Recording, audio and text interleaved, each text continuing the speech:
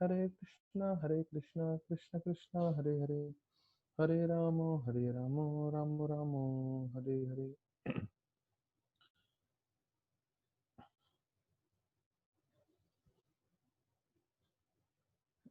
सभी भक्तों का स्वागत है आज के कथा में। और मैं विशेष रूप से धन्यवाद करना चाहूँगा सभी भक्तों का जो एकत्रित हुए हैं श्रीमद् भागवतम कथा के लिए। तो I am very grateful and I am very thankful to all the Vaishnavas who have come together for this Hari katha. तो हरि कथा सुनने के जो है, अभी हम लोग ऑनलाइन हैं, ऑनलाइन कथा सुन रहे हैं। तो कभी कभी हम लोग जो है अलग अलग भाव में सुनते हैं। एक भाव होता है बिल्कुल आराम से लेट कर सुना, आराम से तकिया वकिया लेके बिस्तर पे पूरे पैर फैला के वैसे भी श्रवण कर सकते हैं। पर उसमें आपको जो है पूरी तरह से लाभ नहीं मिलेगा, क्योंकि आप पूरी तरह से भागवतम को अर्थात भगवान को सम्मान नहीं दे रहे हैं जहाँ हरि कथा हो रही है। तो वैसे सुनना जो है योग्य नहीं है। हाँ, बहुत थक गए हैं, नहीं सुनने से अच्छा ऐसे सुन सकते हैं, लेकिन उससे बेहतर है कि अगर आप उठ के बैठें और बैठ के सुने। अच्छा, इसके अलावा एक और तरीका है, सब काम करते करते सुने। अधिकांश समय सब जिनको कुकिंग करना होता है तो क्या करते हैं, स्पीकर पे लगा देते हैं मोबाइल को और फिर कथा चल रही है, साथ में मेरा काम भी हो रहा है। हाँ, ये जो तीसरा कैटेगरी है सोने वाले, उससे तो बेटर है कि चलो काम करते करते सुन रहे हैं तो अच्छा है वो। लेकिन उससे भी उत्तम होगा अगर जो है पूरी तरह से भागवतम को ध्यान दें। हाँ, अगर किसी को इतनी रुचि नहीं है, नींद आ रही है, सो रहे हैं, तो बेटर है काम करते करते जो है सुन सकते हैं। तो अगर आप भागवतम को सम्मान देंगे तो फिर भागवतम आपको भी सम्मान देगा। अर्थात कृष्ण को आप सम्मान देंगे तो कृष्ण भगवान आपको सम्मान देंगे, क्योंकि कृष्ण भगवान और उनकी कथा में कोई भिन्नता नहीं है, दोनों समान है। तो आप कैसे कथा सुन रहे हैं, और किसी को बहुत ज़्यादा ध्यानपूर्वक सुनना है, नोटबुक पेन लेके बैठेगा, जो जो बता रहे हैं सब लिखेगा, तो उससे उसका आध्यात्मिक प्रगति जो सबसे अच्छा होगा। तो कभी कभी हम लोग लिखते हैं, तो लिखने का उद्देश्य ये नहीं है कि हमें प्रचार ही करना हो। मैं वापस से बता रहा हूँ ये बात, लिखने का ये उद्देश्य नहीं है कि हमें प्रचार करना है। लिखने का ये उद्देश्य है कि हम इस चीज को बहुत महत्वपूर्णता से ले रहे हैं, हम लिख रहे हैं और इसको अपने जीवन में अपनाएं। तो इसलिए जब कथा चल रही होती है और कथा चलते समय जब आप लिखते हैं कुछ, तो लिखने का उद्देश्य ये है कि आप सीखना चाहते हैं। ये आपका एक शारीरिक रूप से आप बता रहे हैं कि you are interested in learning, आप सीखना चाहते हैं। कितनी बार मैंने देखा है, मैं महाराज के साथ था और दूसरे किसी सन्यासी का लेक्चर होता चल रहा था, तो राधानाथ महाराज मेरे को सामने से बोले, जरा एक नोटबुक पेन लेकर आ जाओ। और महाराज खुद नोट्स लिख रहे थे। गौरांग प्रभु हर लेक्चर में नोट्स निकालते हैं, खुद इतने स्कॉलर हैं पर फिर भी नोट्स निकालते हैं, नोट्स निकाल के ये करते हैं। मुझे उन्होंने खुद ने कितनी बार बोला है कि नोट्स जितना लिखोगे उतना अच्छा है, क्योंकि आपको कुछ ना कुछ तो याद रहेगा। ये फायदा होता है नोट्स निकालने का। तो ये अच्छी आदतें हैं। अभी अगर आप भक्ति में प्रगति करना चाहते हो तो भक्ति की अच्छी अच्छी आदतें सीख लें, भले ही मुश्किल लगे पर वो अपनाएं। आज भी मैं जब लेक्चर सुनता हूँ शाम के समय, तो मैं नोट्स निकालता हूँ, और नोट्स निकालते हैं काफ़ी अच्छा रहता है। मतलब आपको पूरा समझ में पड़ता है, आप पूरा ध्यान दे रहे हो, आप लिख रहे हो। तो अभी हर एक पे है, मतलब मेरा जो है काम है बताना, और बाकी सब पे है किसको कितना आकर्षण है, कितना उसको भक्ति में प्रगति करना है। जैसे मैं सोच रहा था, हम लोग ने सब लोग ने, वो मैंने तो नहीं खेला पर अधिकांश लोगों ने खेला हुआ है ये गेम जिसको बोलते हैं ट्रेजर हंट। तो ट्रेजर हंट में सबको मालूम है कि कहीं को तो कुछ छुपा देते हैं, और फिर उस चीज को लेने के लिए आपको बहुत जगह से, यहाँ वहां से जाना पड़ता है, और हर जगह से आपको एक पहेली मिलती है। और पहेली के बल पे आपको दूसरी जगह पहुंचना होता है, फिर वहां पे कुछ पहेली मिलती है, वो पहेली को सुलझाना पड़ता है, फिर आप तीसरी जगह पहुंचते हो। ऐसे करते करते करते जो है ट्रेजर हंट खेलते हैं। तो आप समझ लीजिए ट्रेजर हंट में आपको पहेली मिलती है और आपको वहां निश्चित जगह पे पहुंचना है, और लोग इतना भावुकता से खेलते हैं ये गेम। तो मैं बता रहा हूँ कि भैया यहाँ पे स्पष्ट रूप से हम भागवत में बता रहे हैं भक्ति, लेकिन ये भी ट्रेजर हंट के समान ही है। क्यों? मैं स्पष्ट रूप से बता रहा हूँ भक्ति करनी है, लेकिन जितने भी सुनने वाले हैं और बोलने वाला है, उन सबको ट्रेजर हंट खेलना है, उन सबको मेहनत करनी है। मेहनत करते हुए एक-एक स्तर पे भक्ति में पहुँचना है और फिर आगे बढ़ना है। और हर बार थोड़ा पहेली होगी, पहेली अर्थात शास्त्रों में कुछ पहेली नहीं है, पर हमारे जीवन में पहेली होगी। जैसे अभी कुछ समझ नहीं आ रहा है कि आगे भविष्य में क्या होने वाला है, तो ये सब पहेली है। तो पहेली के साथ जूझते हुए आपको भक्ति में आगे आगे बढ़ना है। और जैसे ट्रेजर हंट में कौन कितना तेज है उतना जल्दी वो ट्रेजर तक पहुंच जाएगा, तो वैसे ही भक्ति में कौन कितना ध्यान लगाता है, मेहनत करता है, वो आगे बढ़ जाएगा। एक हमारे दोस्त हैं जो बता रहे थे कि वो ये सिखा रहे हैं, क्या बोलते हैं, शेयर मार्केटिंग का, और बोलते हैं उसके लिए सीखने के लिए लैपटॉप होना जरूरी है। लेकिन बोले उसका एक दोस्त ऐसा है जिसके पास लैपटॉप नहीं है, पर पूरी तरह से मोबाइल पे ही उसने जो है पूरा पढ़ के, पूरा प्रैक्टिस करके, पूरा सुन के कर लिया बिना लैपटॉप के। तो बोलते हैं जिसको सीखना हो तो उसके पास अगर सामग्री नहीं भी होगा वो कैसे भी सीख लेगा, और जिसको नहीं सीखना है उसके पास पूरी सामग्री होगा भी तब भी वो फायदा नहीं उठाएगा। तो ये चीज हमें समझना है, अगर भक्ति में प्रगति करना है हर एक व्यक्ति को अपना खुद का मेहनत करना पड़ेगा। जितना मेहनत करेगा उतना आगे बढ़ेगा। मतलब मुझे कोई खास मतलब पिक्चर के बारे में कोट करना पसंद नहीं है, पर बहुत साल पहले, मतलब कॉलेज के दिनों से पहले हम लोग ने एक पिक्चर देखा था, 36 चैम्बर्स ऑफ शाओलिन। उसमें एक तरह से ऐसे बताया जाता है कि कैसे अलग अलग उसको जो है सीखना पड़ता है, फाइटिंग के, कराटे की चीजें, और वो रात भर प्रैक्टिस करता रहता है, करता रहता है, करता रहता है रात भर। तो देखिए, और फिर वो सबसे पूर्वीन बन जाता है। मतलब ये तथाकथित कहानियां हैं या स्टोरीज है, पिक्चर है, पर पॉइंट क्या बता रहे हैं कि आप कितना मेहनत कर रहे हो, आप कितने आतुर हो भक्ति के लिए, श्रवण करने के लिए, श्रीमद् भागवतम सुनने के लिए। तो मैं कोई ऐसे नहीं बता रहा हूँ कि हाँ जो है एक ही व्यक्ति से कथा सुनना चाहिए, नहीं। अगर प्रामाणिक दूसरे हैं, आपको दूसरों का प्रवचन पसंद आ रहा हो, उनसे भी सुने, लेकिन सुनने की आदत डालें। जैसे मैंने बताया हुआ, भोजन करना जरूरी है, अच्छा लगे ना लगे, क्योंकि भोजन आपको शक्ति देता है। वैसे ही श्रवण करने की आदत होनी चाहिए। अगर कोई ये प्रवचन नहीं सुन रहा, ठीक, लेकिन कोई दूसरा तो प्रवचन सुन रहा है। लेकिन अगर दूसरा भी नहीं सुन रहा है, ये भी नहीं सुन रहा है, इसका मतलब क्या है कि वो भक्ति में स्थिर नहीं है। तो अगर भक्ति में स्थिर होना है तो हरि कथा के प्रति जो है हमें मेहनत करनी पड़ेगी। मैं आकर्षण वर्ड शब्द का इस्तेमाल इसलिए नहीं कर रहा हूँ क्योंकि हो सकता है हमें ज्यादा आकर्षण ना हो, थोड़ा बहुत आकर्षण है इसलिए हम लोग इकट्ठे हो रहे हैं, सुन रहे हैं।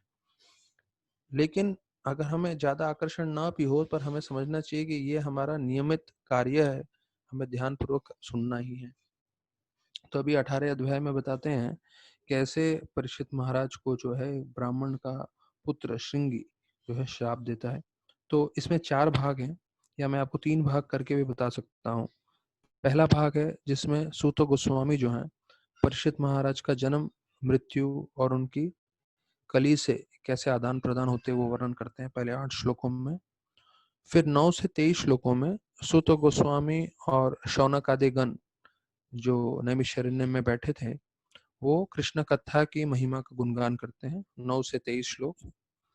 और फिर जो है 24 से 50, आप मान लीजिए परीक्षित महाराज का कैसे वो क्रोधित हो जाते हैं शमिक ऋषि पे, और फिर उनके पर सांप डाल देते हैं, और उनका पुत्र श्रृंगी कैसे जो है श्राप दे देता है, वो पूरा वर्णन है। अर्थात ये 50 श्लोकों का अध्याय है।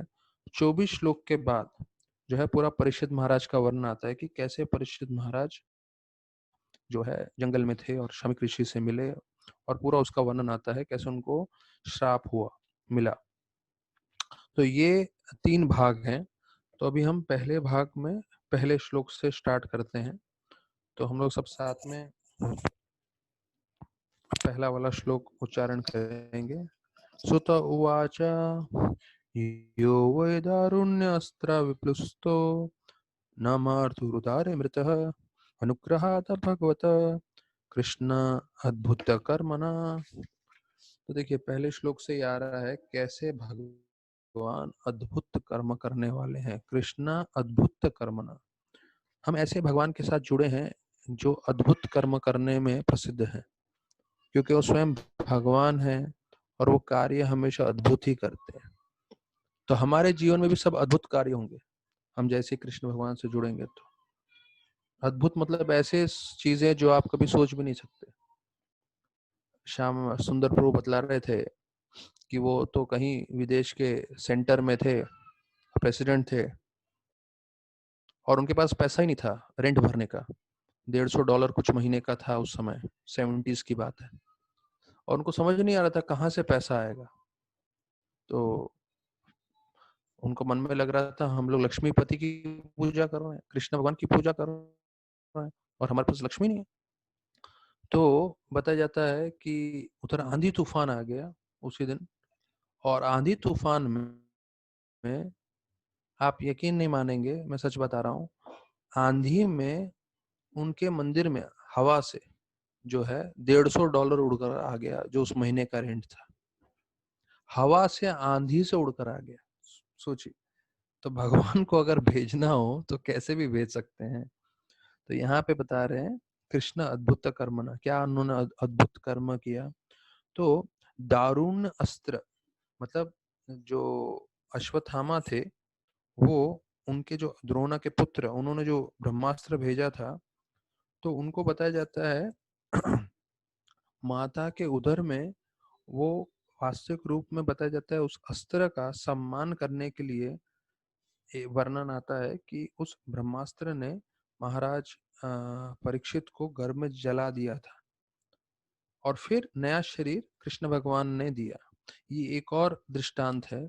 क्योंकि बताया जाता है कृष्ण भगवान जो हैं चाहते थे कि मैं ब्रह्मा जी का सम्मान करूं, क्योंकि ब्रह्मा जी का ये अस्त्र है, तो ये खाली नहीं जाना चाहिए, पर मैं अपने शक्ति से वापस से उनको पुनः जीवित कर दूंगा, ऐसा करके वर्णन आता है।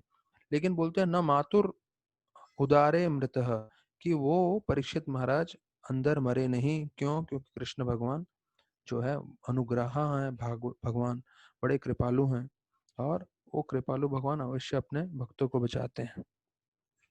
फिर भगवान अपने भक्तों को कैसे बचाते हैं वो भी हमें मालूम शायद नहीं चले, अर्थात हमारे मन के धारणा के हिसाब से सही ना हो, पर वास्तविक रूप में भगवान हमेशा अपने भक्तों को बचाते हैं। दूसरा श्लोक।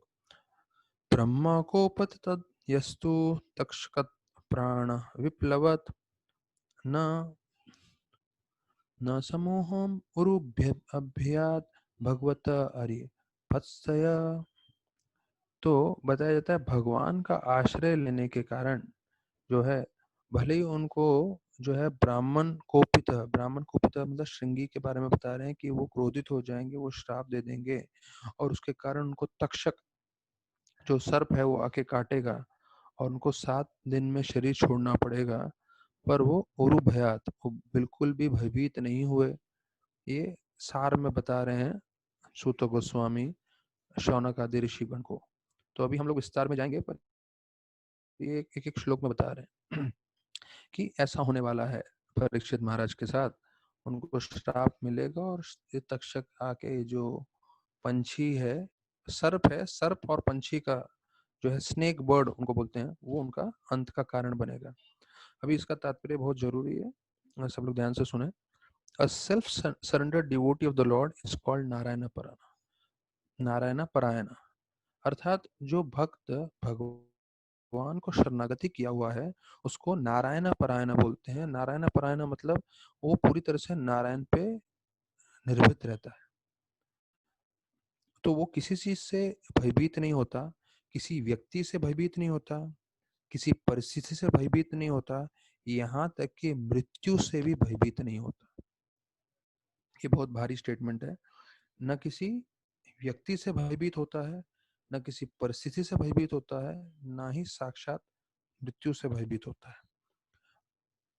वो हर परिस्थिति में भगवान नारायण को अर्थात कृष्ण भगवान को ध्यान करता है। तो इसमें बोल रहे हैं कि when he was born in the womb of his mother। तो देखिए यहाँ तात्पर्य में जो दूसरे श्लोक है, जो मैंने आपको स्टार्टिंग में बताया था पहले श्लोक में, तो यहाँ पे वर्णन कर रहे हैं प्रभुपाद जी कि उनको ब्रह्मास्त्र से जले थे वो पूरा, और फिर वापस से कृष्ण भगवान उनको पुनः जीवित कर दिया था। प्रभुपाद इसके अंतिम में बोल रहे हैं, anything sent by God is blessing for the devotee. देखिए कुछ भी आता है हमारे जीवन में वो आशीर्वाद है भगवान का। ये बोलना आसान है, लागू करना मुश्किल है, पर कम से कम सिद्धांत के हिसाब से हमें समझना चाहिए। हम लोग सब एकत्रित हुए हैं भागवतम सुनने के लिए, और भागवतम का कल मैं जब सुन रहा था शाम को कथा, उसमें बोल रहे थे कि जब ताप त्रयोमूलनम बोलते हैं, अर्थात भागवत सुनने से हम सभी तापों से बच जाते हैं, तो उसका मतलब एक ये भी है कि भगवान हमें सही दृष्टिकोण देते हैं कि भाई ये सब ताप आने वाले हैं, आप पूरी तरह से मेरे पे निर्भर रहो और मैं ही आपके जीवन में सब ताप भेजूंगा, और आप मेरी भक्ति करते रहो, और मैं आपको इतनी शक्ति भी दूंगा जिससे आप इन तापों से विचलित नहीं होंगे। बाहर वाले जब ताप आता है, तकलीफ आता है, तो पूरी तरह से विचलित हो जाते हैं और उनका पूरा जीवन अस्त व्यस्त हो जाता है। पर भक्त ऐसे ताप के समय जो है अपना मन एकाग्र करके भगवान की भक्ति करता रहता है, और जो है इस ताप को भी सहन कर लेता है। तो ऐसा नहीं कि हमारे लिए ताप रुक जाएंगे, पर भगवान की कृपा से हमें सहनशीलता आएगी, हम समझेंगे ये भगवान ने भेजा है, और ऐसे हर परिस्थिति में हमें भक्ति करनी है। तो बोलते हैं इसलिए Parikshit Maharaj was neither afraid not bewildered by such things. मतलब भले उनको लगा कि 7 दिन में मृत्यु आने वाली है, पर उससे वो ना ही भयभीत थे और ना ही विचलित थे। वो स्थिर होके उन्होंने समझ लिया कि मुझे अभी 7 दिन 7 रात में अपना जीवन सार्थक करना है। तो मैंने यहाँ शुरुआत में बताया आपको कि कैसे जो भगवान के भक्त है, नारायण परायण नारायण के भक्त, वो कभी भी किसी भी परिस्थिति, किसी भी व्यक्ति और यहाँ तक कि मृत्यु से डरते नहीं है। तो जब आपने जीवन पर्यंत भक्ति किया होगा, तो जब आपका अंतिम समय आने लगेगा, भले वो बुढ़ापे के कारण हो या कभी बीमारी या किसी के कारण होगा, तो आप पूरी तरह से शरणागत हो जाएंगे। आप बोलेंगे मैंने कृष्ण भगवान की सेवा की है जीवन पर्यंत, और अभी कृष्ण भगवान मुझे आगे ले जाना चाहते हैं, तो मैं पूरी तरह से तैयार हूँ। और जो भक्त होता है वो तो और कई बार प्रसन्न हो जाता है, क्योंकि उसको मालूम है इस भौतिक जगत में जन्म मृत्यु जरा व्याधि दुख दोषानुदर्शनम, यहाँ पे बीमारी बुढ़ापा मृत्यु आती रहेगी, प्रॉब्लम होता रहेगा, और इसका कोई समाधान नहीं है। तो जब उसको मृत्यु निकट आते हुए दिखती है, तो बोलता है चलो अच्छा हुआ, अब इस शरीर से छुटकारा मिलेगा, मैं आध्यात्मिक जगत में जाऊंगा, और आध्यात्मिक जगत में फिर जो है फिर से मुझे पुनः जन्म नहीं लेना पड़ेगा, फिर वापस माँ के गर्भ में नहीं आना पड़ेगा, फिर वापस से भौतिक जगत में इतने सारी तकलीफें नहीं झेलनी पड़ेगी। तो अगर आप प्रामाणिक रूप से भक्ति आपने की है, तो वो मालूम चलेगा जब मृत्यु का संदेश आपके पास आएगा। या जैसे हम लोग ने धृतराष्ट्र की कथा में सुना, जैसे ही आपके जीवन में बुढ़ापा आने लगेगा, बुढ़ापा मतलब मृत्यु की तरफ से सिग्नल आ रहा है। क्या सिग्नल है? भाई आपका समय आने वाला है। तो बुढ़ापे में हमें तैयारी करनी है, या अकस्मात हमें कोई न्यूज़ मिलता है आपको कैंसर है, ये है वो है, तो आपकी मानसिक भावना क्या है? अगर आपने भक्ति नहीं की होगी तो क्या करोगे? आप एक डॉक्टर से दूसरे डॉक्टर से तीसरे डॉक्टर से चौथे डॉक्टर के पास भागते फिरोगे, और कोशिश करोगे किसी न किसी तरह से मैं इलाज निकाल लूँ। हाँ, करना चाहिए, मना नहीं है, बीमारियों का इलाज करना चाहिए, पर आपकी मानसिक चेतना क्या है वो ध्यान रखना है।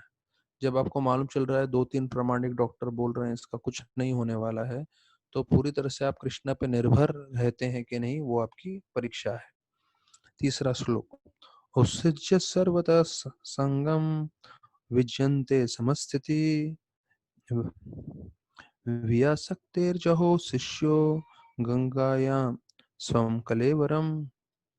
तो बताते हैं कैसे कि सुखदेव गोस्वामी से वो भागवत श्रवण करेंगे, और वो पूर्ण पुरुषोत्तम भगवान का कथा सुनते हुए गंगा के तट पे जो है वो अपना शरीर त्याग देंगे। उत्सृज्य सर्वतः जो है संगम, तो उनको जो है संग मिलेगा। किसका संग मिलेगा? सुखदेव गोस्वामी का। और बताया जाता है भगवान का एक नाम है अजीत, इस श्लोक में आ रहा है। हाँ, अजीत, अजीत अर्थात जो कभी परास्त नहीं होते, हमेशा वो विजय रहते हैं। तो प्रभुपाद लिखते हैं कि उनका नाम अजीत इसलिए भी पड़ा है क्योंकि उनको कोई उन पे विजय तो नहीं प्राप्त कर सकता, वो एक मतलब हुआ। दूसरा मतलब ये भी है कि कोई ज्ञान मार्ग से, कोई पठन पाठन करके भगवान को समझ नहीं पाएगा। तो कोई बोलेगा कि सर मैं किताब पढ़ के, भागवत पढ़ के ज्ञान प्राप्त कर लूंगा और मैं भगवान को समझ लूंगा, नहीं। इसके साथ साथ हमें भक्ति करनी है, सेवा करना है। तो सेवा और भागवत दोनों का मेलजोल होना चाहिए। तो ये तीसरा श्लोक है। तो इसमें प्रभुपाद जी और एक तात्पर्य में बोलते हैं कि किस तरह से वो पूरा भौतिक चीज छोड़ पाएंगे महाराज परीक्षित। क्यों? क्योंकि उनको आध्यात्मिक जीवन के प्रति आसक्ति होगी हरि कथा के द्वारा। तो ये हमारे लिए बहुत जरूरी है। हम भौतिक चीजों से आसक्ति तभी हटा सकते हैं जब हम आध्यात्मिक चीजों की तरफ आसक्त होंगे। तो प्रभुपाद लिखते हैं तात्पर्य में, परम दृष्टवा निवर्तते, गीता में बताया है। परम दृष्टवा निवर्तते मतलब जब हमको ऊंचा स्वाद होगा तभी हम भौतिक चीजों के जो है आसक्ति छोड़ सकते हैं। प्रभुपाद जो है इनके लिए बोलते हैं परीक्षित महाराज के लिए, knowing the transcendental position of the lord and the transcendental method by which one can approach the transcendental dham. मतलब एक तो आप पूर्ण पुरुषोत्तम भगवान को जानते हो, फिर भक्ति मार्ग को समझते हो। तो इन दो चीजों के बाद आप बोलते हैं महाराज परीक्षित को संपूर्ण रूप से श्रद्धा हो गई कि वो निश्चित रूप से भगवत धाम जाएंगे। तो भगवान को जानना और भगवान को प्राप्त करने का मार्ग क्या है? वो है भक्ति। तो जैसे हमने देखा है भागवतम जो हम पहला स्कंद कर रहे हैं, उसमें भगवान, भक्ति और भागवतम तीनों का वर्णन है। भगवान मतलब एते चमशा कलापुंसम कृष्णा, तो भगवान स्वयं। तो भगवान कौन है? कृष्ण। और भक्ति, भगवान को प्राप्त करने का क्या तरीका है? सवै वंशो परो धर्म यदोर भक्ति हृदोक्षजे। सबसे उत्तम धर्म क्या है? भगवान के बारे में ध्यान करना, भगवान की भक्ति करना। और उसको प्राप्त करने का तरीका क्या है? भक्ति कैसे कर सकते हैं? भागवतम पाठ करके, भगवान का नाम जप करके, भक्तों की सेवा करके। और वो भागवतम क्या है? वो विशेष रूप से पहले अध्याय के दूसरे और तीसरे श्लोक में वर्णन किया है, और सबको जो है स्वागत कर रहे हैं भागवतम के लिए कि आइए इसमें जुड़ जाइए। तो बोलते हैं भगवान को जानना बहुत मुश्किल है, लेकिन अगर हम भक्तों के संग में हैं तो भक्तों की कृपा से हम जान सकते हैं। तीसरे श्लोक में बताते हैं। अभी चौथा श्लोक का वर्णन आता है। नत्तम श्लोक वर्तनम जुस्तम तत् कथामृतम स्यात् संभ्रमो अंतकालेपि स्मर्तम तद पदाम्बुजम। नत्तम श्लोक वर्तानाम, वार्तानाम कि उत्तम श्लोक मतलब देखिए कैसे भगवान का, इसमें तीन चीज बताया गया है इस श्लोक में, कि अगर हम भगवान की हरिकथा उत्तम श्लोक का वार्ता सुन रहे हैं, जुस्तम तत् कथामृतम हम आपस में बैठ के कथा सुन रहे हैं, या हम स्मरण कर रहे हैं तत् पदम भुजम हम भगवान के चरणों को ये कर रहे हैं, तो क्या होगा? हमारे मन में कोई भी गलत फहमी होगी, अंत कालिपी अर्थात कि हम जन्म सार्थक करके भगवत धाम जाएंगे कि नहीं, वो पूरी तरह से निकल जाएगा। तो अंत काल में हम भगवत धाम जाएंगे कि नहीं, ये मन में हमेशा प्रश्न रहेगा जीव के। तो वो कैसे हट सकता है? जब हम, बताया गया है तीन चीज, उत्तम श्लोक का वार्ता नाम मतलब हम भगवान की कथा करेंगे, वही चीज बताया गया है तत् कथामृतम हम उनकी कथा करेंगे, श्रवण करेंगे, और स्मरणम तप पाद अम्बुजम हम स्मरण कर रहे हैं, भगवान को याद कर रहे हैं। हाँ, जैसे भागवतम में दूसरी जगह बताया गया अंते नारायण स्मृति, जीवन की सार्थकता क्या है? जब हम नारायण को, भगवान को अंतिम समय में याद करके हम भगवत धाम जा सकें। तो चौथे श्लोक में ये स्पष्ट रूप से बताया गया है कि अगर हम भक्ति करेंगे, तो हम लोग यहाँ पे जैसे सब लोग बैठ एकत्रित हुए हैं जूम चैनल लाइन पे और हम कथा सुन रहे हैं, तो इसमें वर्णन किया गया है कि इस कथा का फल क्या होगा? हम भगवत धाम जा पाएँगे, हम भगवत धाम की प्राप्ति करेंगे। तो highest perfection of life is to remember the transcendent nature of the Lord in the last moments of life. तो जीवन की सार्थकता क्या होगी? हम इतने पूरा जीवन पर्यंत भक्ति कर रहे हैं, तो उसकी चरम सीमा क्या है? जब हम भगवान को अंतिम समय में याद कर लेंगे और उससे हम भगवत धाम जा पाएँगे। ये कैसे हम प्राप्त कर सकते हैं? तो बोलते हैं, जब हम सेवा और नम्रता से हम श्रवण करेंगे। When the same is heard from an actual self-realized soul and is properly understood by service and submission, everything becomes transparently clear. तो देखिए यहाँ बताया गया है कि कथामृतम, कथा सुनना है हमें।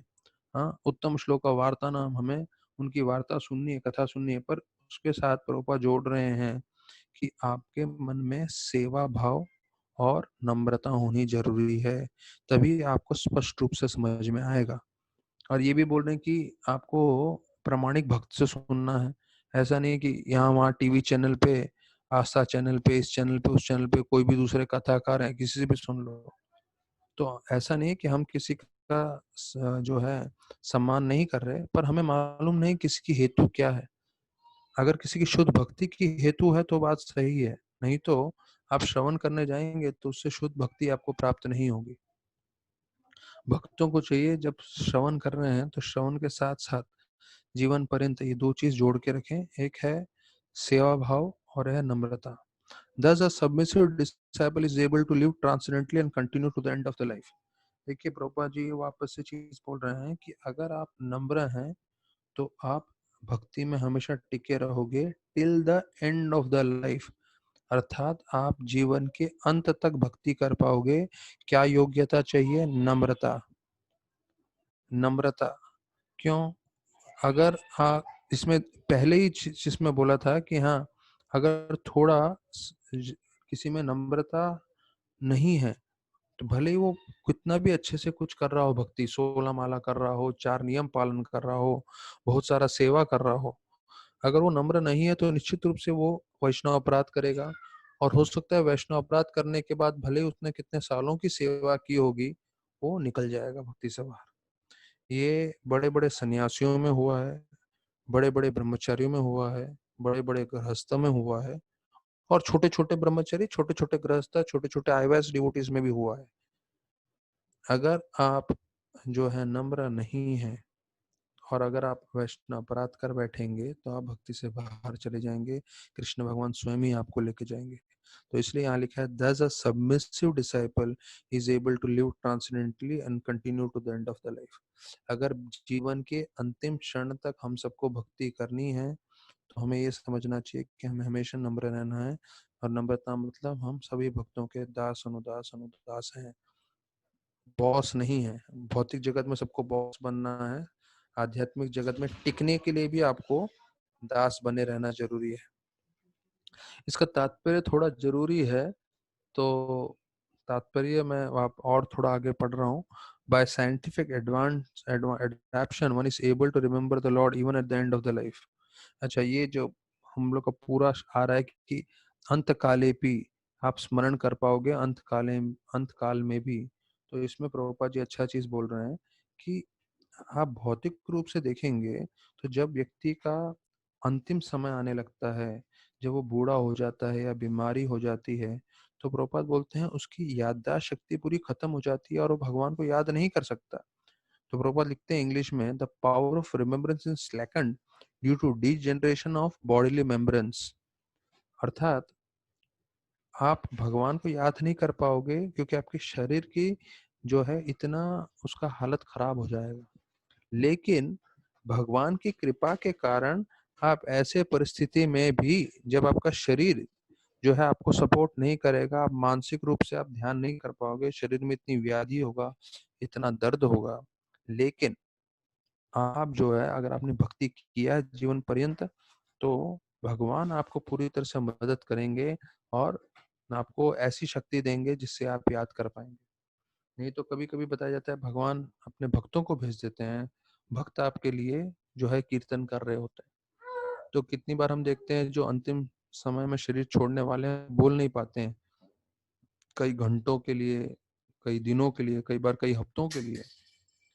तो उनके लिए फिर भक्त लोग उनके साइड में रहते हैं, प्रवचन कीर्तन करते हैं, कथा करते हैं, और ऐसी हरि कथा सुनते हुए वो शरीर त्यागते हैं। तो फिर ये हम 5वां श्लोक चर्चा करेंगे।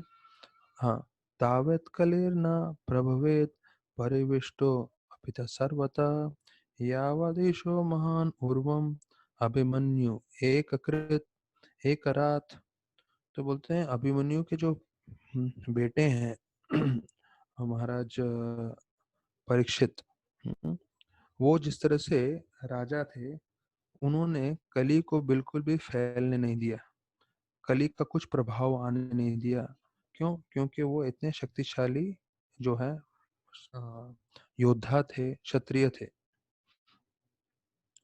तो इसके तो फिर छठा श्लोक में प्रभुपाद बताते हैं, कली जैसे ही कृष्ण भगवान ने लीला समाप्त किया, भगवान ने जैसी लीला समाप्त करके इस पृथ्वी से निकल गए, अधर्म प्रभव कली, तो कली आके पूरी तरह से अधर्म का उसने प्रचार पूरे विश्व भर में कर दिया। ये छठे श्लोक में बोल रहा है। तो इसका छठे श्लोक का तात्पर्य जरा महत्वपूर्ण है, आप लोग सब ध्यान दीजिएगा, लंबा तात्पर्य है। अब देखिए इस श्लोक का मेन थीम क्या है, मेन सब्जेक्ट क्या है इस छठे वाले श्लोक का, कि कली कब प्रवेश किया, जब कृष्ण भगवान यहाँ से चले गए लीला समाप्त करके।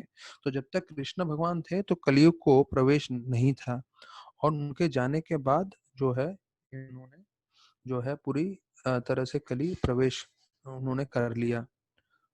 तो अभी बताया जाता है कि जहाँ पे प्रभुपाद जहाँ पे भगवान का जप हो रहा होगा, भगवान की कथा का चर्चा हो रहा होगा, तो वहां पे किसी तरह से भी कली प्रवेश नहीं होगा। और प्रभुपाद बोलते हैं this is the technique of driving away personality of कली फ्रॉम द वर्ल्ड। तो देखिए हमें कली को दुनिया से भगाना तो अलग चीज है, पर अपने जीवन से भगा तो वही जो है सार्थकता हो जाएगी, और हमारे साथ हमने किसी और लोगों को भी मदद कर दिया कली को दूर रखने से।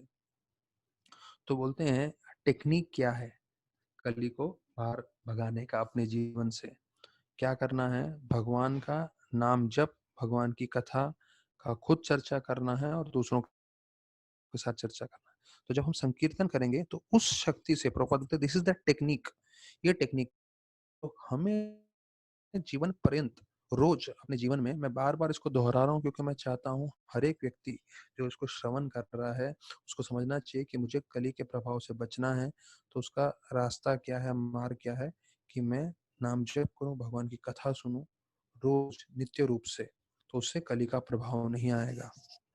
प्रभुपाद बोलते हैं कि देखिए लोगों ने रेडियो, ये 1965 में लिखा था, तो बोले रेडियो का जो है आविष्कार किया है, और रेडियो से ये लोग सब गाने वाने सुन रहे हैं, पर इसी रेडियो से अगर हम भगवान का नाम, भगवान की लीला सुने तो कितना जो है लोगों का कल्याण होगा, अर्थात गीता भागवतम सुने, और फिर उससे जो है शुभ वातावरण, शुभता पूरे वातावरण में आएगी, और धर्म का प्रचार पूरे वर्ल्ड में, पूरी दुनिया में होगा, और धर्म की स्थापना हो जाएगी।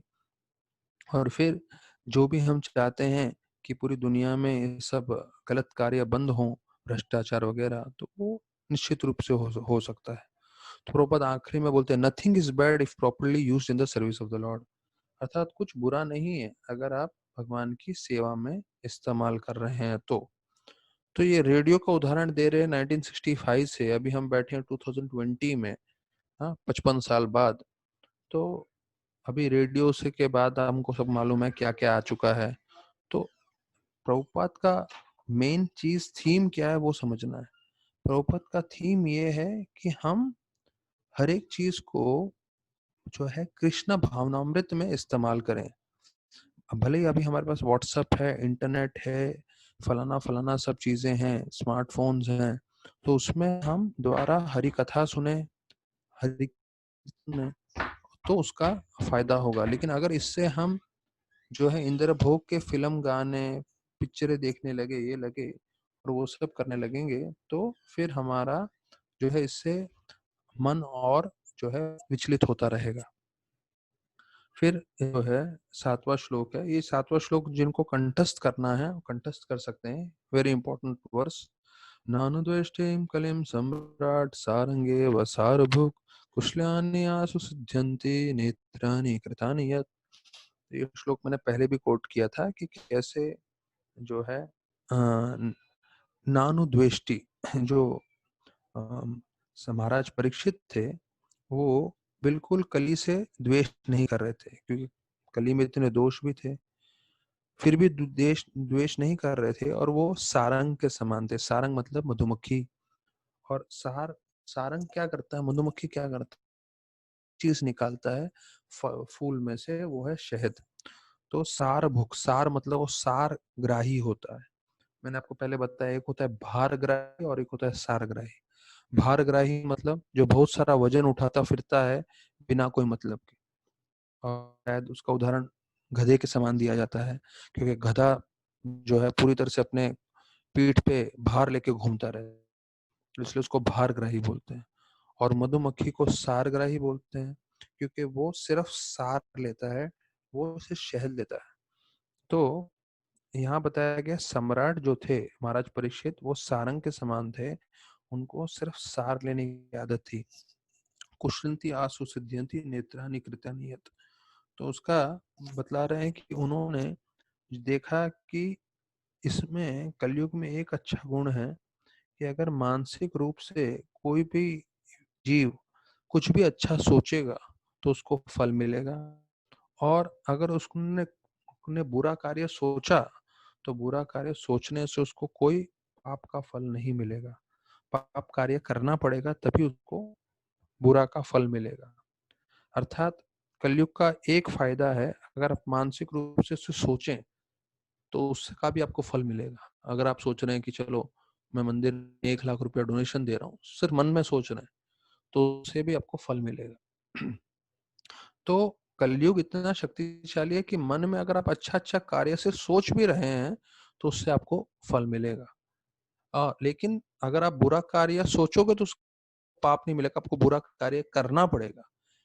प्रभुपाद लिखते हैं, पहले युगों में ऐसा था कि अगर आप मन में सोचते भी थे बुरा तो उसका भी आपको परिणाम भोगना पड़ता था। तो कलयुग में ये लागू नहीं। अगर कलयुग में कोई मन में सोच रहा है चोरी करने का तो उसको कोई पाप नहीं लगेगा, जब वो चोरी करेगा तभी पाप लगेगा। लेकिन मन में कोई सोचेगा मैं अच्छा कार्य करता हूँ, मैं दान पुण्य करता हूँ, तो उसका उसको फल मिलेगा सिर्फ सोचने मात्र से। तो देखिए कितना अच्छा है, कलयुग में आप जितना चाहो उतना सोच सकते हो तो उसका आपको फल मिलेगा। तो भक्तों को इसका फायदा नहीं उठाना चाहिए। और बोले प्रभु जी मैं रोज सुबह को 5 बजे सोचता हूँ कि मैं 5 से 7 जपा कर रहा हूँ, और ऐसा सोच के मैं सो जाता हूँ। तो सोचने से भी फायदा होगा, आपने बताया है।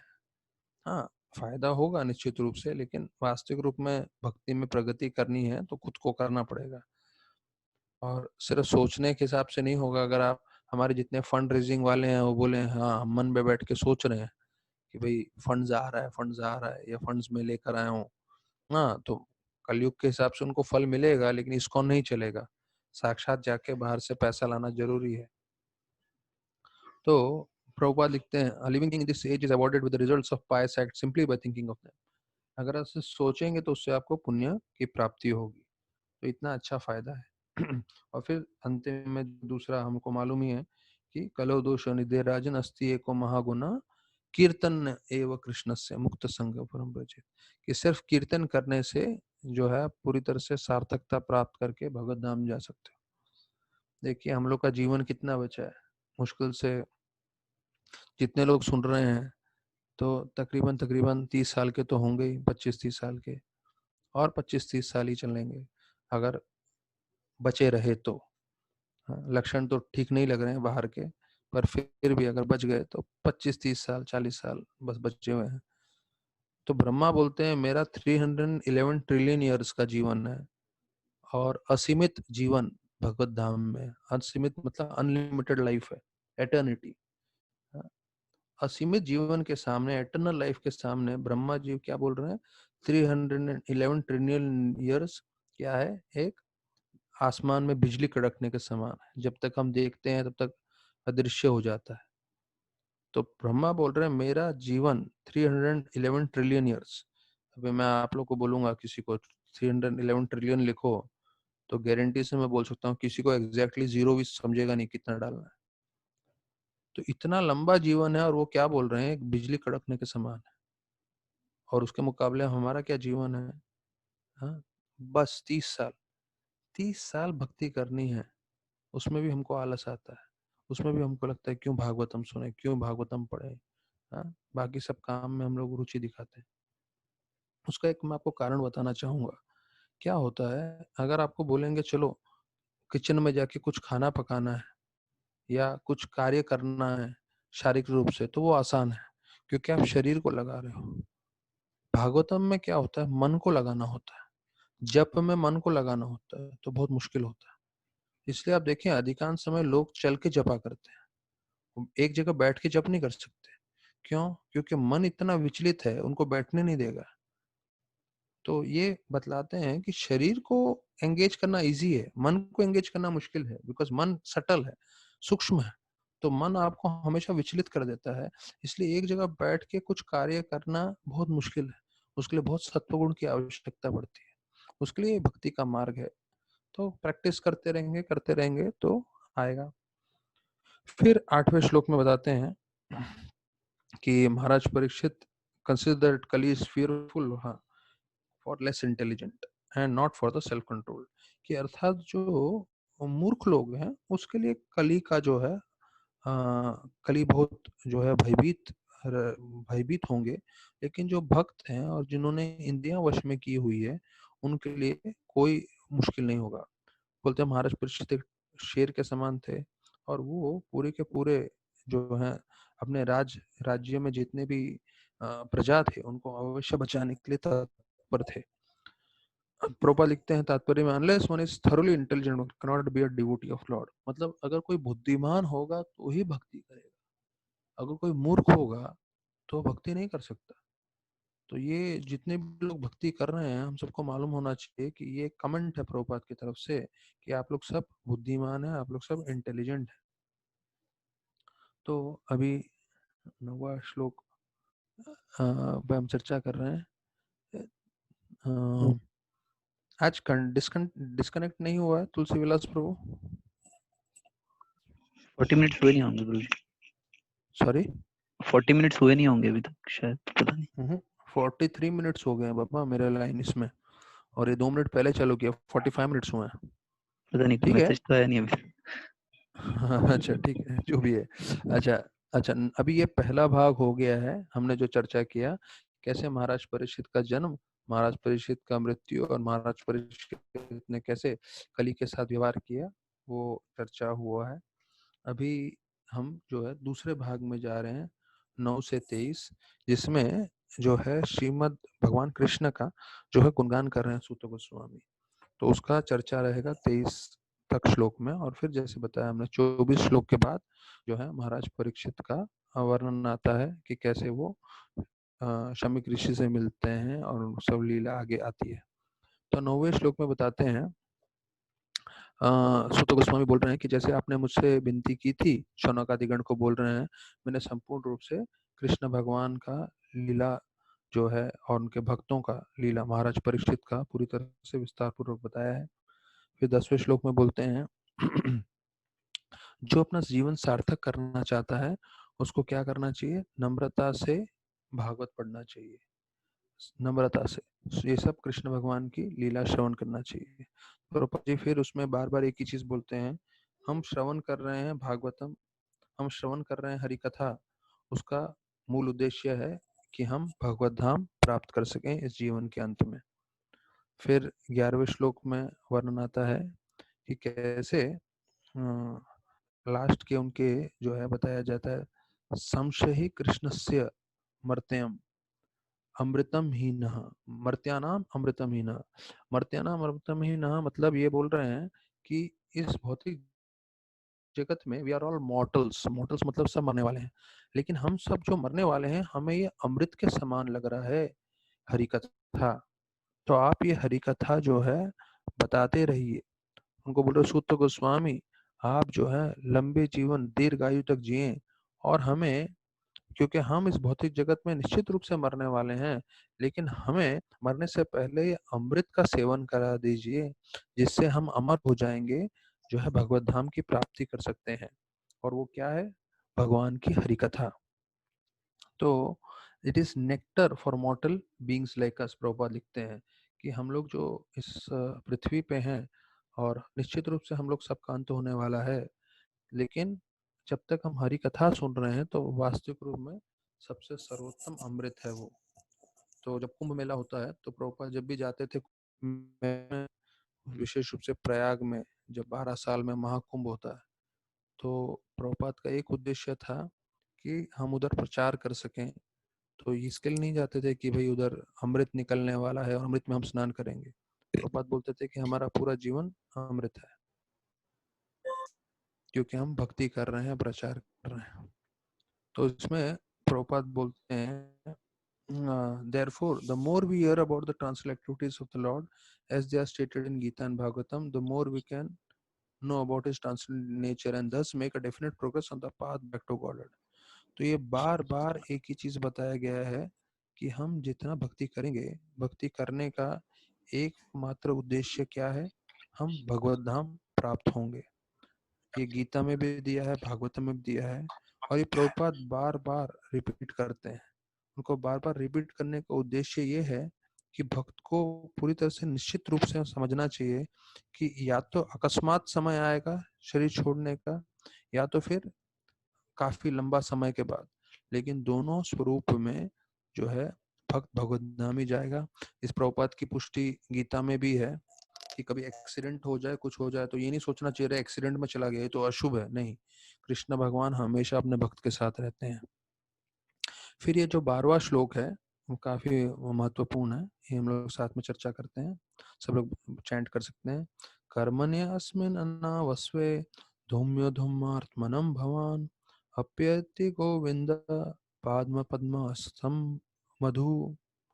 तो इसमें बोल रहे हैं कि कैसे शौनक आदि गण यज्ञ करने बैठे थे, और यज्ञ क्या कर रहा था? धूम धूमार्तमनम, सिर्फ धुआं करते जा रहा था, और धुआं करने से उनका पूरा शरीर काला हो रहा था। तो यज्ञ करने बैठे हैं, क्यों? वो सबका जन कल्याण करना चाहते थे, लेकिन वो बोल रहे हैं कि भाई ये यज्ञ तो कुछ फायदा का नहीं हुआ, इससे धुआं धुआं निकल रहा है और हमारा चेहरा और शरीर काला ही हो रहा था। लेकिन हम बहुत भाग्यशाली हैं, सुत गोस्वामी आप आए और आपने गोविंद कृष्ण भगवान की कथा की, जिससे हमारा पूरी तरह से हमें साक्षात्कार मिला, और अभी हम अमृत और का पान कर रहे हैं, जो है भगवान के कथा के द्वारा भगवान के चरणों को हम प्राप्त कर रहे हैं। तो प्रभुपाद इसके तात्पर्य में लिखते हैं कि देखिए भक्ति कितनी शक्तिशाली है। कैसे शक्तिशाली है? जैसे कोई भोजन करता है। तो देखिए अगर हम लोग आज लंच किए हैं, तो लंच करने के बाद हमें किसी को पूछने की जरूरत नहीं है हमारा पेट भरा कि नहीं। हमें खुद को संतुष्टि भी मिलती है, हमको आनंद भी मिलता है, हमको शक्ति भी मिलती है कि नहीं? तो उसी प्रकार से भक्ति हमको यही तीन चीज देगा, शक्ति भी देगा, संतुष्टि भी देगा और आनंद भी देगा। तो ये हमें खुद को अनुभूति होगी जब हम भक्ति से जुड़ेंगे, जब हम भक्ति को पूरी तरह से अपने जीवन में अपनाएंगे। तो ब्रह्म वैवर्त पुराण में बताते हैं कि विष्णु ने शिव भगवान को बोला था कि इस कली में लोगों का जो है पूरी तरह से जो है विचलित रहेंगे अलग अलग कारणों से, लेकिन अगर कोई भक्ति में लगा रहेगा तो वो अपना जीवन सार्थक कर सकता है। तो ब्रह्म वैवर्त पुराण के बारे में प्रभुपाद बता रहे हैं कि हमारा मन विचलित रहेगा, कलयुग में लोग विचलित रहेंगे, लेकिन किसी तरह से भक्ति से जुड़ जाएं तो सार्थकता प्राप्त करेंगे अवश्य। और अगला जो श्लोक है यह है 13वां नौ क्रमांक का श्लोक। तुल्यम लवनापि न स्वर्गम न पुनर्भवम भगवत संगी संगस्य मर्त्यानाम किम उताशीष। ये भी श्लोक कंठस्थ करने के योग्य है, क्योंकि ये भी मुख्य श्लोक के समान है। जैसे मैंने पिछला वाला बताया था नानुदृष्टि कलिम सम्राट, वैसे ये श्लोक भी बहुत बहुत जरूरी है। तुल्याम, तुल्याम मतलब हम जब तोलते हैं, तो जब तोला होता है ना, जिसमें हम लोग दो सामान रख के तोलते हैं, सब्जी लेते हैं, तो इधर एक काटा होता है जिसपे आधा किलो 1 किलो का वजन होता है, फिर यहाँ पे सब्जियां डालते हैं। तो उसे बोलते हैं तुल्याम। तुल्याम मतलब तोलना। तो क्या बोलते हैं, अगर भक्त का संग है, भगवत संगी संगस्य, तो उस एक तरफ अगर आप एक शुद्ध भक्त का संग ले रहे हो, तो उसकी अगर आप तुलना करने जाओगे, भौतिक जगत में कुछ नहीं है जिसके साथ आप तुलना कर सकते हो। क्या बोलते हैं, न स्वर्गम। एक तरफ जो है तोल में ये बताया गया है कि साधु का संग मिल रहा है, भक्त का संग मिल रहा है, और दूसरी तरफ ये बोल रहे हैं कि आपको स्वर्ग भेजेंगे। तो बोलते हैं कोई फायदा नहीं। आपको मुक्ति देंगे, न पुनर्भवम, वो भी कुछ फायदा नहीं है। और फिर तीसरा बोल रहे हैं, भौतिक जगत में रह के अगर आपको कुछ ऐश्वर्य मिल जाए, अगर आपको धन इत्यादि मिले, अगर आपको राजा बनने की मौका मिले, तो उसका क्या फायदा, मर्त्यानाम किम आशीष, इस जगत में हम सब मरने वाले हैं। तो मरते हुए शरीर में 40-50 साल में आपको बहुत सारा धन भी मिल गया, राजा भी बन गए, तो इसका तो कुछ भी मूल्य नहीं है। क्यों? क्योंकि भक्तों के संग के सामने स्वर्ग का जीवन, भक्तों के संग के सामने मुक्ति की भी कोई तुलना नहीं है। ये बहुत फेमस श्लोक है, प्रभुपाद ने भी बहुत बार बोला है, तुल्यम तुल्यमालवनापि न स्वर्गम न पुनर्भवम भगवत संगी संगस्य मर्त्यानाम किमुताशिष, कि इसका कोई तुलना नहीं है, भक्तों का संग इतना महत्वपूर्ण है। तो ये भक्तों का संग ही हम लोग कर रहे हैं, भले ही भागवत के कथा के थ्रू जो भी है। तो अभी वर्णन आता है कि प्रभुपाद बोलते हैं तात्पर्य में कि एक जो गवर्नमेंट जो है उसका सर्वेंट रहता है, वो हमेशा सर्वेंट रहता है, भले ही वो ऑफिस में हो या घर में हो। तो उसी प्रकार से जो भक्त होता है वो हमेशा भक्त रहता है हर परिस्थिति में। वो जैसे गवर्नमेंट का कोई गवर्नमेंट एम्प्लॉय रहता है, हाँ, तो वो हमेशा घर में रहे या ये रहे, उसका डेजिग्नेशन वही रहता है कि वो गवर्नमेंट के लिए काम कर रहा है। तो भक्त का भी वैसे डेजिग्नेशन रहता है, वो कहीं पे भी रहे। तो फिर बोल रहे हैं कि अगर हमें भौतिक रूप से कुछ मिल भी जाए इस जीवन में, तो उसको आप भक्ति से कुछ जो है उसके साथ तुलना नहीं कर सकते, भक्तों के संग के साथ। क्यों? क्योंकि जब अगर आपको इस जीवन में कुछ मिलेगा भी, तो वो उससे क्षण भंगुर है, समय के साथ समाप्त हो जाएगा। तो मटीरियलिस्टिक इज कॉल्ड योषित संगी। इसका आखिरी कुछ लाइन में प्रभुपाद जी बहुत अच्छा तात्पर्य में बोलते हैं, तो मैं वो आप लोग के साथ चर्चा कर रहा हूँ 13वें श्लोक में, कि योषित संगी अर्थात जो है कर्मी के लिए बोला गया है, और one who is attached to material entanglement.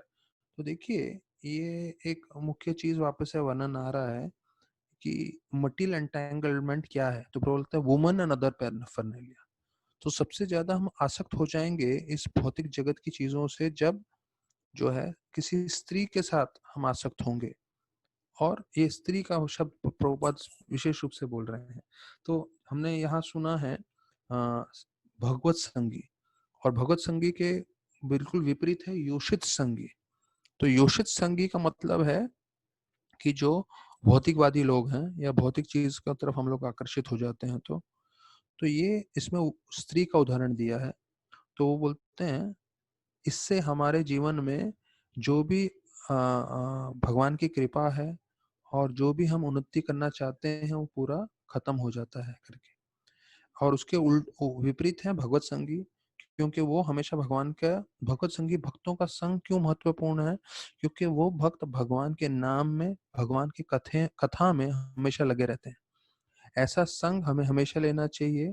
It is worshipable, it is always desirable, it is praiseworthy, and no one and one may accept it as the highest goal of life. देखिए प्रभुपाद ने कितनी अच्छी बात बोली है कि ये हमारे जीवन का सबसे हमें मुख्य चीज मानना चाहिए। क्या? भक्तों का संग लेना। बोलते हैं इट इज ऑलवेज डिजायरेबल, हमें हमेशा लेना चाहिए। इट इज वर्शिपेबल, आप इसको पूजनीय मान सकते हो भक्तों का संग, और इसकी प्रशंसा कर सकते हो भक्तों का संग।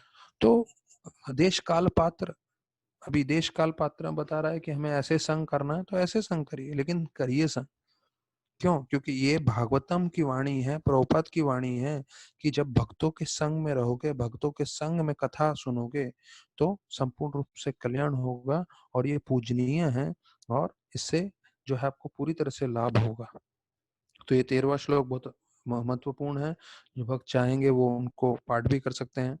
अभी 14 श्लोक, तो 14 श्लोक जो है हम लोग सब साथ में चर्चा कर सकते हैं।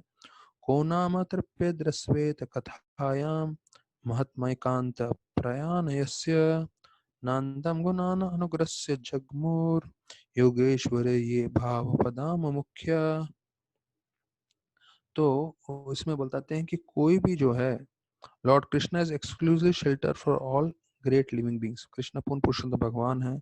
तो कोई कैसे जो है भगवान की हरि कथा सुनते हुए जो है एक तरह से संपूर्ण रूप से संतुष्ट हो सकता है। अर्थात हमेशा भक्त भक्त जो है कितना ही कथा सुन ले वो कभी संतुष्ट नहीं होगा, हमेशा असंतुष्ट रहेगा। असंतुष्ट मतलब इसका ये नहीं है कि मतलब वो पूरी तरह से संतुष्ट नहीं हो रहा, उसका मतलब ये है कि उसको और सुनने की लालसा रहेगी। वो कभी भी जो है ये नहीं बोलेगा कि हाँ इतना हो गया काफी है मेरे लिए, नहीं, उसकी आतुरता बनी रहेगी ज्यादा से ज्यादा सुनने के लिए। और बताया जाता है इस भगवान की लीला और भगवान की कथा और भगवान की शक्ति इतनी महान है कि शिव और ब्रह्मा भी इनको समझ नहीं सकते, जबकि वो सबसे प्रमुख देवताओं में, इस सृष्टि के देवताओं में से एक है। तो कहने का मतलब है one cannot be satiated by hearing.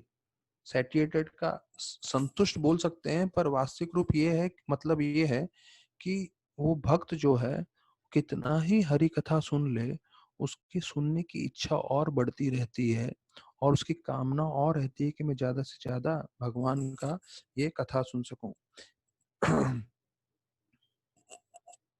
मतलब कोई भी जो है जितना सुने भगवान की कथा, उसके बाद उसके मन में और इच्छा बढ़ती रहेगी सुनने के लिए।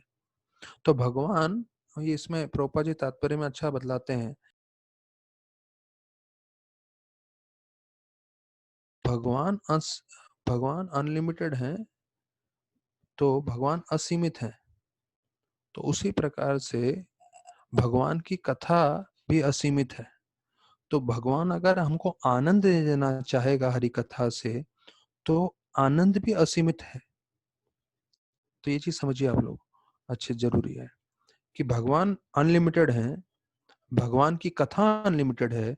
और अगर हमें आनंद चाहिए जो भगवान हमें देंगे, क्योंकि हम उनके संग में हैं, हम उनकी कथा सुन रहे हैं, तो हमें अनलिमिटेड असीमित आनंद मिल सकता है। तो कितनी अच्छी बात है, क्योंकि भौतिक रूप से आप जब भी आनंद करने जाएंगे उसकी सीमा होगी, पर आध्यात्मिक रूप से जो आनंद भी भोग रहे हैं वो असीमित है। और ये पद्म पुराण का जो है श्लोक बता रहे हैं, रमन्ते योगिना अनंते सत्यानंद आत्मनि इति रामापादनेषु परब्रह्म विदीयते। तो राम भगवान का नाम का मतलब है जो संपूर्ण रूप से आनंद देने वाले हैं, और वो भी असीमित। रमन्ते योगिना अनंते, जो योगी होते हैं वो जो है राम के नाम में, राम की भक्ति में अनंत रूप से आनंद भोगते हैं, और वो सत्य आनंद है। बाहर के व्यक्ति लोग बोल सकते हैं भौतिक वाले कि हम भी आनंद भोग रहे हैं, नहीं, वो सत्य आनंद नहीं है, वो माया का आनंद है। तो अनंत, तो ये अनलिमिटेड है। तो इसका ये चीज समझना चाहिए कि जो हम भक्ति से जुड़ रहे हैं, जो हम भक्ति कर रहे हैं, इसमें हम जो है आनंद इतना भोग सकते हैं, इसकी कोई सीमा नहीं है। और भौतिक चीज की, हर चीज की सीमा है। In mundane affairs, the law of satiation is there, but in transcendence there is no such satiation. तो satiation मतलब कि हाँ जो है कुछ समय के बाद आप बोर हो जाते हो, ये भौतिक जीवन में हो सकता है पर आध्यात्मिक जीवन में नहीं होता है। हम एक ही महामंत्र जप करते हैं, पर एक ही महामंत्र जप करने के कारण जो है कभी हम बोर नहीं होते हरे कृष्ण महामंत्र से। वो अलग बात है हमारा मन नहीं लगता, मन यहाँ वहाँ भागता है, वो ठीक है। लेकिन इतने सालों से हम लोग जप कर रहे हैं एक ही मंत्र, हम लोग बोर नहीं हो रहे, क्यों? क्योंकि ये दिव्य है, ये आध्यात्मिक है। तो जितना हम आध्यात्मिक कार्य करेंगे तो उससे हम पूरी तरह से संतुष्ट होंगे, हमारा शुद्धिकरण होगा, हम आनंद प्राप्त करेंगे। और जैसे प्रभुपाद ने बताया है, जब हम खाना खाते हैं तो खाना खाने के बाद हम स्वयं संतुष्ट हो जाते हैं, हमें किसी और को पूछना नहीं पड़ता मेरा पेट भरा है कि नहीं, हमें खुद को संतुष्टि हो जाती है। तो उसी प्रकार से जब हम दिल लगा के भक्ति करेंगे तो हमें खुद को संतुष्टि का वो अनुभव होगा। तो फिर 15वें श्लोक में वर्णन आता है कि कैसे जो है कथाकार, सुनने वाले, इन दोनों की योग्यता के बारे में बताया गया है। और जब कथाकार और जो सुनने वाले हैं, श्रवण करने वाले, उनको किस किस चीज पे चर्चा करना चाहिए, किस क्या उनका वार्ता का, कथा का क्या शीर्षक होना चाहिए, वो भी इसमें बताया गया है। तो 15वें श्लोक में बताया गया है भगवत प्रधानो। हम लोग ये श्लोक भी चर्चा कर सकते हैं। तन्नो भवन वै भगवत प्रधानो महात्मकांत प्रयाण यस्य हरिरुद्रान चरितम विशुद्धम शुश्रूषास्ता न वित्नोति विद्वान। तो इसमें तीन चीज बताया गया है, भागवत प्रधान, शुश्रूषताम और विशुद्धम, उदारम विशुद्धम। तो ये तीन श्लोक, तीन शब्दों का मतलब क्या है? जो कथा करने वाले हैं उनका जीवन का एकमात्र उद्देश्य होना चाहिए भगवान कृष्ण की पूजा, उनकी सेवा। तो कथाकार तभी बोनाफाइड होगा जब वो पूरी तरह से भगवान की पूजा और सेवा में लगा है। सुनने वालों की योग्यता क्या है? शुश्रूषता। शुश्रूषता मतलब आतुर होने चाहिए। अब जैसे आप लोग सब आतुर हैं सुनने के लिए, तो ये आपकी योग्यता है। नहीं तो लॉकडाउन के समय आप लोग सब सो सकते थे, खा सकते थे, टीवी देख सकते थे वगैरह वगैरह। पर क्योंकि आप लोग आतुरता दिखा रहे हैं, तो ये आप लोग की योग्यता है, आपको आतुर होना चाहिए। ये सुनने वाले की योग्यता आती है। और क्या विषय पर चर्चा होना चाहिए? वो है भगवान की लीला। तो भगवान की लीलाओं पे जो है चर्चा होना चाहिए। तीन चीज के बारे में वर्णन किया गया है। तो प्रभुपाद बोलते हैं कि हमें हमेशा, जो कथाकार है उसके लिए जो है भगवान की सेवा और भगवान की भक्ति, यही पूरी तरह से मन में रहना चाहिए। और जो सुनने वाले हैं उन्हें आतुरता होनी चाहिए। अभी प्रभुपाद जी जो बाहर के तथाकथित कथाकार हैं उनके बारे में वर्णन करते हैं। तो बोलते हैं Prabhupada, professional speakers and a materially absorbed audience can not derive real benefit from such discourses. मतलब जो प्रोफेशनल बाहर के कथाकार हैं, हम्म, जो प्रभुपाद लिखते हैं कि वो लोग क्यों करते हैं कथा? क्योंकि उनको अपना परिवार का पोषण करना है। और जो सुनने वाले हैं वो लोग क्यों सुन रहे हैं? क्योंकि उनको भागवत सप्ताह सुनना, 7 दिन के लिए सुनना है, और उनको भी कुछ ना कुछ फायदा उठाना है उसमें से। उनको धन चाहिए, या तो श्रवण इसलिए कर रहे हैं कि वो इंद्रियों को तृप्ति कर सकें, या उनको मुक्ति मिल सके, या कोई भौतिक फायदा हो। तो जब ये दोनों, बोलने वाले और सुनने वाले दोनों गड़बड़ है, तो उसमें जो है भक्ति प्रधान नहीं होगा, उनमें उनको कृपा नहीं मिलेगा। तो बोलते हैं Bhagavatam discourses are not purified from the contamination of the material qualities. तो ऐसे में जो है ना सुनने वाले को फायदा होगा, ना बोलने वाले को। तो there is no motive for material gain. ये बहुत जरूरी है कि भागवत कथा में कोई भी धन का आदान प्रदान नहीं होना चाहिए। ये आप लोग ध्यान से सुनिए कि जब हम भागवत कथा कर रहे हैं तो भागवत कथा में धन बीच में नहीं आना चाहिए। और बाहर का प्रोफेशनल जगह पे सब लोगों का रेट्स फिक्स्ड है कि मैं कितना पैसा लूंगा, अगर आप मुझे बुलाओगे तो मैं इतना पैसा लूंगा तो ही मैं आऊंगा, नहीं तो नहीं आएंगे। और यहाँ तक कि कई बार इस्कॉन के भक्त लोग भी बोलते हैं, अरे हम लोग का रेट्स नहीं होगा तो फिर उनको लगेगा इस्कॉन के लोग तो ऐसे ही बेकार है, फालतू है। नहीं, तो यहाँ स्पष्ट रूप से बताया गया है, there should be no material gain. कोई पैसे के लिए भागवत कथा नहीं करना चाहिए।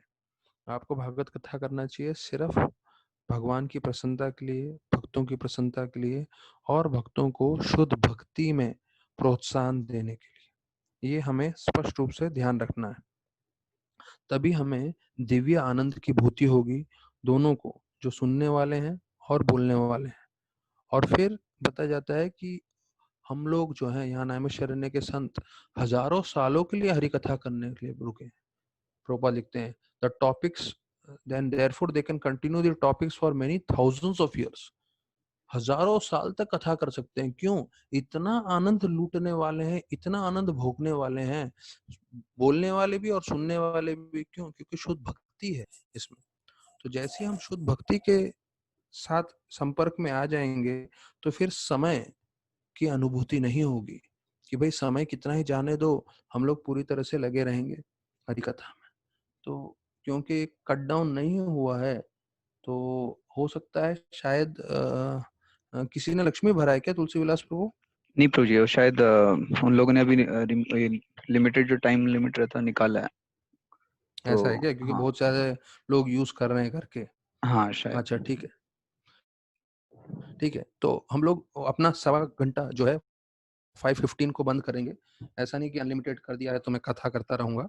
1 hour 15 minutes मतलब ज्यादा ही है। मंदिर में क्लास का टाइम होता है 45 मिनट्स मैक्सिमम, और उससे भी ज्यादा हम लोग आधा घंटा लेके बैठे हैं, तो मैं उससे ज्यादा नहीं करूंगा। तो हम लोग 4 बजे रोज स्टार्ट करेंगे, तो 5:15 बजे हम जो है कथा को विराम देंगे। ठीक है, तो अभी हम जो है 16वें श्लोक पे जा रहे हैं, पर उससे पहले 2-3 चीजें जो महाराज हमको सिखाना चाहते हैं बता रहे हैं। बोले अगर आप वास्तविक में नम्र होगे तो ही आप कृतज्ञ हो सकते हो। Only if you are humble then you can be grateful. तो अगर आप में नम्रता नहीं है, हमने इतना जगह देखा, चर्चा कर रहे हैं, सबमिसिव सबमिसिव नम्रता रहेंगे तो ही जीवन के अंत तक हम भक्ति कर सकते हैं।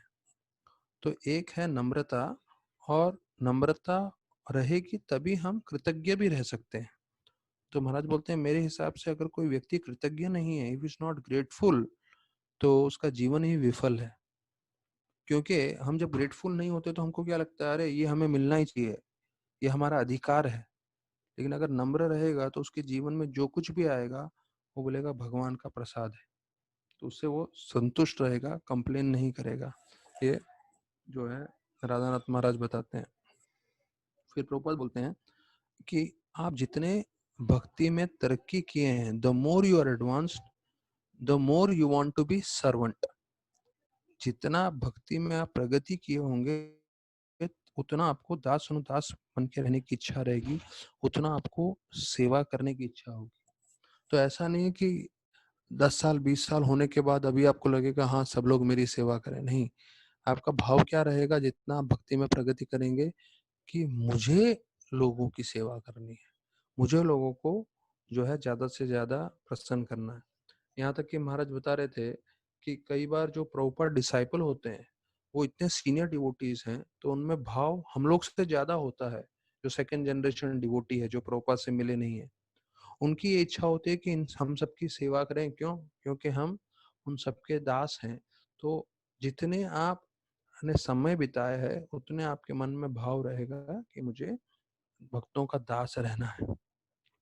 तो जो हम लोग ने विदुर जी की कथा में सुना था कि कैसे विदुर जी जो है धृतराष्ट्र की कथा में जो आया, धृतराष्ट्र क्विट्स होम, उसमें आया था कि धृतराष्ट्र जो है वो कैसे विदुर जी उनको प्रचार करते हैं, और विदुर जी का जीवन चर्चा करते हुए बतलाते हैं कि कैसे वो यमराज से उनको श्राप मिला था मांडवी ऋषि से।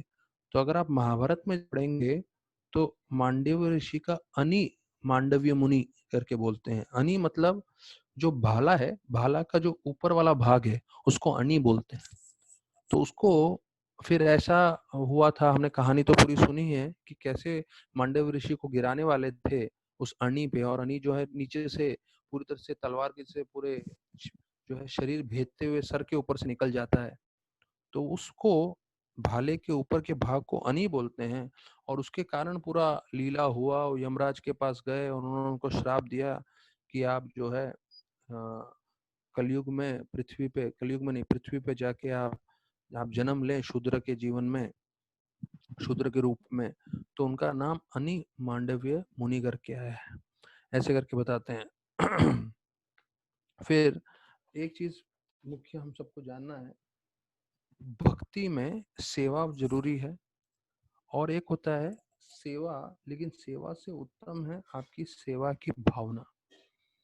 अगर दोनों को सामने, अभी हमने देखा तोलने के ऊपर, हाँ वो कि तुल्याम अपी मतलब तोलना। तो एक तरफ भक्ति, एक तरफ सेवा है, और दूसरा है सेवा की भावना, या इंग्लिश में बोल सकते हैं service attitude. Service attitude is more important then service. क्यों? सेवा तो हम कभी भी करते हैं, कैसे भी करते हैं, अलग-अलग सेवा करते हैं। सेवा एक चीज़ है, लेकिन सेवा से उत्तम चीज़ है, वो है आपकी सेवा की भावना। आपकी चेतना क्या है? आप क्यों सेवा करना चाहते हैं? तो चेतना ज़्यादा ज़रूरी है सेवा से भी। अर्थात अगर आपके मन में हमेशा सेवा की चेतना रहेगी, तो सेवा हो ना हो, आप हर चीज़ में अच्छे से अच्छा जो है तरीके से सेवा करने की कोशिश करोगे, कार्य करने की कोशिश करोगे। क्यों? क्योंकि आपके मन में ही आपकी चेतना ऐसी है सेवा करने की। तो सेवा और सेवा की चेतना में प्रमुखता आती है सेवा की चेतना।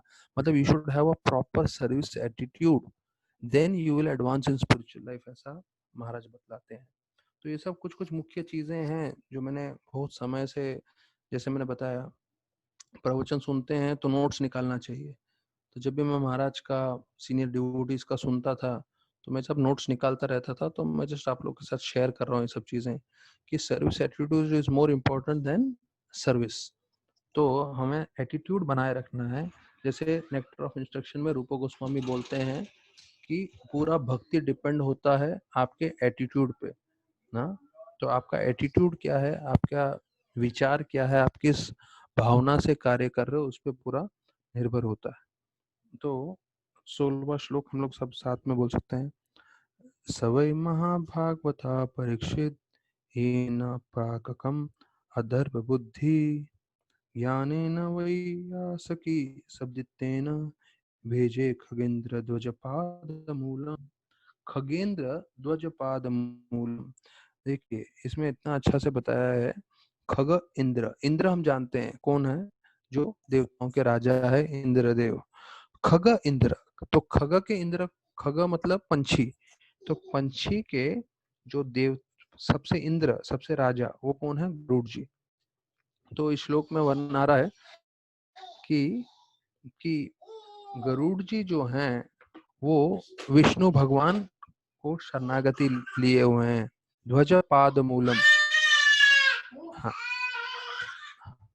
ध्वज पाद मूलम, ध्वज पाद मूलम मतलब जो खगेंद्र हैं, गजेंद्र जी, गरुड़ जी, जो विष्णु भगवान के आश्रय लिए हुए हैं, उनकी जो है भक्ति करनी चाहिए। तो 16वें श्लोक में बताया है। आप हमें बताए, परीक्षित महाराज और सुखदेव गोस्वामी में चर्चा हुआ था, और उन्होंने कैसे महाराज परीक्षित ने कृष्ण भगवान के चरण प्राप्त किए, उसके बारे में आप हमें बताइए, ऐसे शौनक ऋषिगण बता रहे हैं। तो इसके परपट में प्रभुपाद बोलते हैं, Sukhdev Goswami was also an impersonalist in the beginning and himself admitted। तो ये दो second canto first chapter 9 number का श्लोक में प्रभुपाद बोलते हैं कि सुखदेव गोस्वामी भी मायावादी थे, और वो स्वीकार करते हैं भागवतम के दूसरे, भागवतम के स्कंद में पहला अध्याय 9वां श्लोक में, लेकिन वो भी फिर जो है भक्ति में बदल गए। तो ये बहुत सारे हम देखेंगे कि लोग जो मायावादी थे, इम्पर्सनलिस्ट थे, वो लोग भक्ति में जुड़ गए। लेकिन ऐसा एक भी आप व्यक्ति देखोगे नहीं जो भक्ति में था और फिर वो मायावादी बन गया। क्योंकि ये जो मायावादी होते हैं उनको भगवान के रूप का, स्वरूप का ज्ञान नहीं होता, लेकिन जैसे ही भक्तों के संग में आते हैं तो उनका मन बदल जाता है, और फिर वो पूरी तरह समझ सकते हैं कि वही भगवान का जो है, जो रूप है, वो ब्रह्मन है, ऐसे करके। तो प्रभुपाद बोलते हैं 3 तरह के भक्त होते हैं, प्राकृत, मध्यम और उत्तम, या महाभागवत। तो जो नए भक्त होते हैं वो सिर्फ मंदिर में जाते हैं, सिर्फ भगवान से प्रार्थना करके आ जाते हैं। मध्यम जो हैं वो सभी से अच्छे से आदान प्रदान करते हैं, भगवान से, भगवान के भक्तों से, नए भक्तों से प्रचार करते हैं। और जो कर्मी हैं या जो अपराध करते हैं तो उनको भी दूर रखते हैं। तो जो मध्यम वाले होते हैं वो सबसे आदान प्रदान करते हैं अच्छे से। और महाभागवत तो सबको, सब में भगवान का ही अंश देखते हैं, भले ही वो भक्त है या अभक्त।